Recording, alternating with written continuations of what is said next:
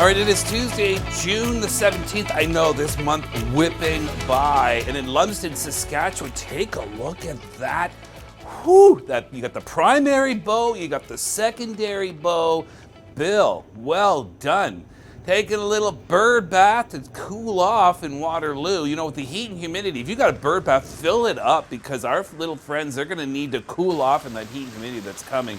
Here's a good way to cool off as well. Get down by the fountains, get down by the splash pad. And as we look into the first weekend of summer, because the summer solstice is this Friday, across portions of Western Canada, it will feel anything but the first weekend of summer. Meanwhile, in Ontario, getting into Quebec and portions of the East Coast, hot and humid. Let me throw some numbers at you. So Toronto today and tomorrow, a little taste of that humid. It's going to feel like the mid-30s. Risk of showers and thunderstorms for a couple of days. And then Sunday, Monday, that 30 feel more like 40. Now this happens every year, but you haven't had it yet. So the first one is that first humid belt is always, it's always the toughest, isn't it? Montreal as well. You got several, look at those temperatures in the 30-degree range, and it's going to feel more like the mid-30s. A little bit more comfortable there for Friday and Saturday, so enjoy that. Contrast that with Edmonton. Now you got a big game tonight. You got the risk of thunderstorms right through till Friday. Look at the weekend. So if you win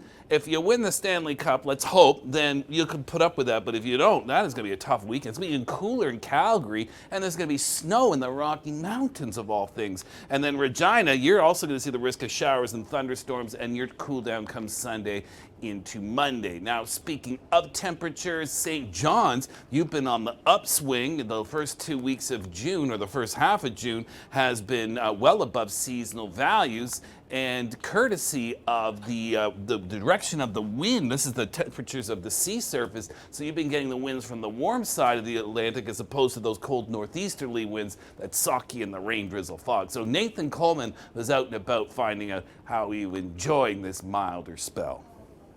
It's beautiful. I've just been walking around all day, just relaxing in the sun. It's awesome. Well, people have just been soaking in this sunny stretch of weather here in Halifax, but if you move even further east to St. John's, I mean, the icebergs are one thing, but people loving the June temperatures. It's been the warmest start to June since way back in 1936. The average temperature has been 14.5 degrees Celsius. The main reason is rather than winds coming from the north, they've been blowing from the south and bringing that warmth with them. And there's more where that came from. So if you are outdoors soaking it all in, don't forget your sunglasses and sunscreen, St. John's, and enjoy it while it lasts.